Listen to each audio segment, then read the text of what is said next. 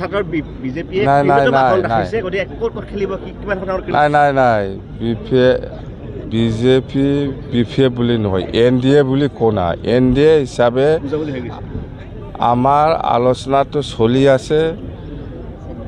চলি আছে আৰু আমি বিপিএফ দল হিচাপে আমাৰ PMB মিটিং 9 তাৰিখত আছে অহা 9 তাৰিখত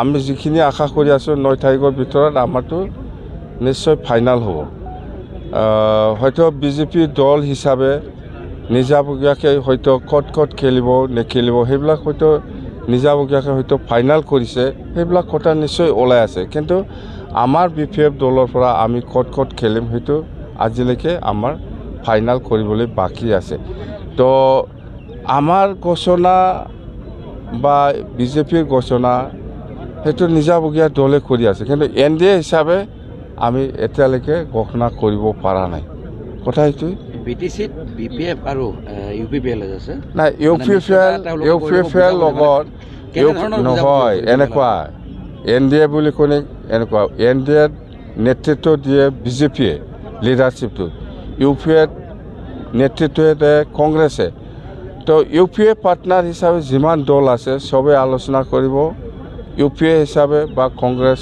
দলৰ নেতৃত্বত ইয়াৰ পিছত সিটটো বিতৰণ হ'ব এতিয়া বিপিএফ হিচাপে আমিতো 15টা কথাটো কৈ আছোঁ যে 15টা সমষ্টিত আমি 15টা MLA আমি পঠিয়াই দিম কথা স্পষ্ট আৰু এতিয়া আমি NDA হিচাপে যেতিয়া আলোচনা কৰিব 126টাত NDA কেণ্ডিডেট থাকিব বিপিএফ কোনটো সমষ্টিত থাকিব বিজেপি কোনটো সমষ্টিত থাকিব সেইটো পিছত কিন্তু নিজাবগীয়া দল হিচাপে আজি AGP অসম গণ পৰিষদ নিজাবগীয়া হয়তো আজিলৈকে ঘোষণা কৰিব পৰা নাই যে আমি ইমান সিট খেলিম বিজেপিয়ে হয়তো নিজাবগীয়া 126টা ভিতৰত কিমানটা সিটত খেলিব হয়তো নিজাবগীয়া হয়তো ঠিক কৰি আছে এইটো আমি NDA হিচাপে আমি ঘোষণা যেতিয়ালৈকে নহয় তেতিয়ালৈকে আপোনালোকে এইবিলাক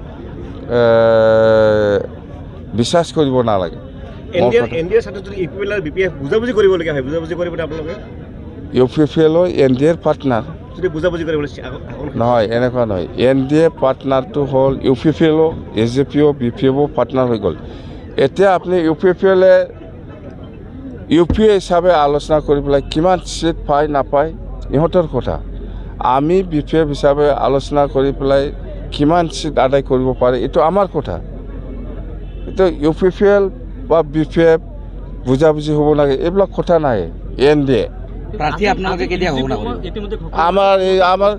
আমাৰ 9 তাৰিখত PMB মিটিং আছে 9 তাৰিখত নিশ্চয় ডিচিশ্যন হ'ব আজিহে 5 তাৰিখ আৰু 4 দিন আছে আজি UG বৰ্মা ইতিমধ্যে ঘোষণা কৰিছে তেওঁলোকে 15টা সমষ্টিত BTCত খেলিব তাৰ ওপৰত কেইবাটা সমষ্টিত খেলিব এইটো UPPL কিমান খেলিব নেখেলিব সেইটো ইহঁতৰ কথা মই একো নকম কিন্তু BPFে আমি কৈছোঁ যে আমি 126টা ভিতৰত কিমান সিট পাব আমাৰতো ক'ৰবাতো পাব পাৰি না আমি আলোচনা চলি আছে বাছ UPPLৰ কথা UPPL আমাৰ কথাটো আমাৰ ৰাজ্যসভাৰ সাংসদৰ বাবে আজি মনোনয়ন দাখিল কৰিছে প্ৰমোদ বৰাই কি জনাব ভাল কথা আমাৰ ৰাজ্যসভা MP বা লোকসভা MP এইবিলাক কি আমাৰ লগত কি লেনদেন আছে আমাৰ লেনদেনটো হ'ল BTC উন্নয়ন হ'ব লাগে BTC উন্নয়নৰ স্বাৰ্থত আমি কাম কৰিম BTCটোৱেই মেইন তাতে দিল্লীৰ ৰাজ্যসভাত কি কৰিব কি আনিব শেষ হ'ল নেকি BTCত শেষ হৈছে হোৱা নাই UPPLহে জানিব মই কি ক'ম আমাৰ বিজনেছ এটা জ্বলন্ত সমস্যা যিখিনি প্ৰশাসনিক মই কৈছোঁ বিজনেছ কি সমস্যা আছে বিজনেছ খালি পাহাৰ নাই মই পাহাৰ বনাম নেকি ৰাস্তা দলং এইটো ইলেকশ্যন কমিশ্যনৰ কথা সেইটো ইলেকশ্যন কমিশ্যনে যিটো গাইডলাইন দিছে সেইটো অল ইণ্ডিয়া হৈ আছে মই যিমান দূৰ জানো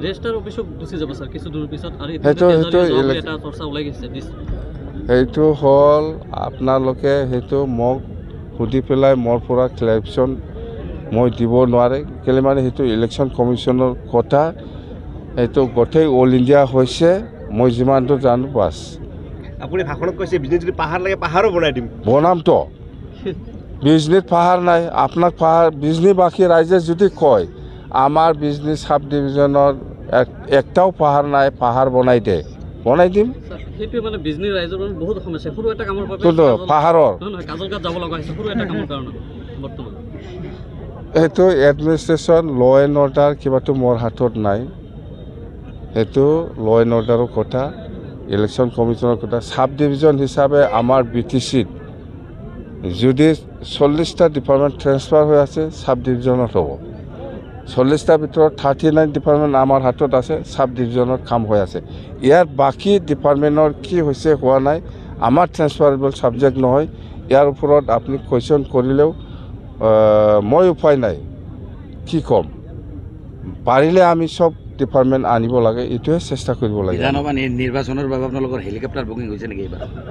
হেলিকপ্টাৰ এসপ্তাহ আগত আহিছে, মই বিচৰা নাছিল, সিহঁতে এডভান্স আহি পেলাই আছে। বাকী ল'ব নেকি এইবাৰ?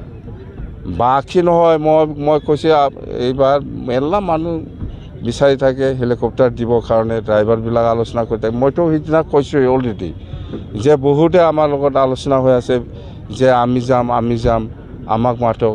তো মই মাথাই নাছিল, এসপ্তাহ আগত আহি পেলাই আছে।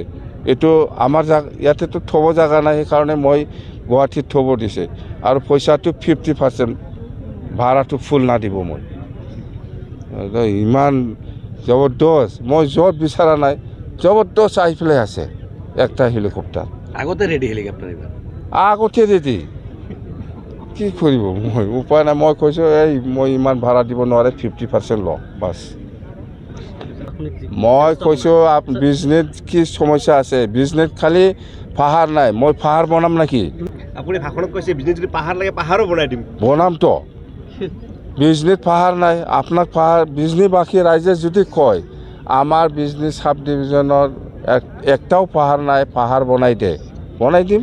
সেইটোৱে মানে বিজনী ৰাইজৰ মানে বহুত সমস্যা সৰু এটা কামৰ বাবে কিন্তু পাহাৰৰ নহয় কাজলঘাট যাব লগা হৈছে। আপোনালোকৰ হেলিকপ্টাৰ বুকিং হৈছে নেকি এইবাৰ? হেলিকপ্টাৰ এসপ্তাহ আগত আহিছে, মই বিচৰা নাছিল, সিহঁতে এডভান্স আহি পেলাই আছে। বাকী ল'ব নেকি এইবাৰ? বাকী নহয়, মই কৈছোঁ এইবাৰ মেলা মানুহ বিচাৰি থাকে হেলিকপ্টাৰ দিবৰ কাৰণে, ড্ৰাইভাৰবিলাক আলোচনা কৰি থাকে। মইতো সিদিনা কৈছোঁ অলৰেডি যে বহুতে আমাৰ লগত আলোচনা হৈ আছে যে আমি যাম, আমাক মাতক। তো মই মাথাই নাছিল, এসপ্তাহ আগত আহি পেলাই আছে। এইটো আমাৰ ইয়াতেতো থ'ব জেগা নাই, সেইকাৰণে মই গুৱাহাটীত থ'ব দিছে, আৰু পইচাটো 50% ভাড়াটো ফুল নাদিব মই। ইমান জবৰদস্ত, মই য'ত বিচৰা নাই জবৰদস্ত আহি পেলাই আছে একটা হেলিকপ্টাৰ। আগতে ৰেডি হেলিকপ্টাৰ এইবাৰ? আগতে ৰেডি, কি কৰিব মই, উপায় নাই। মই কৈছোঁ মই ইমান ভাড়া দিব নোৱাৰে, 50% লওঁ বাছ।